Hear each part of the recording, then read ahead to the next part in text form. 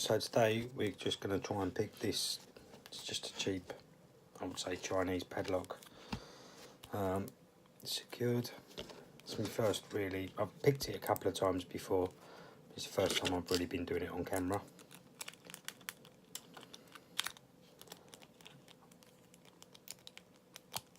And there you go.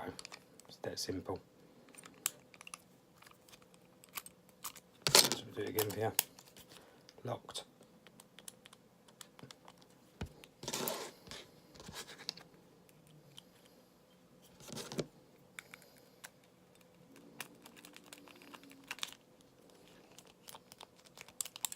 And unlocked. It's that simple. Very, very cheap padlock.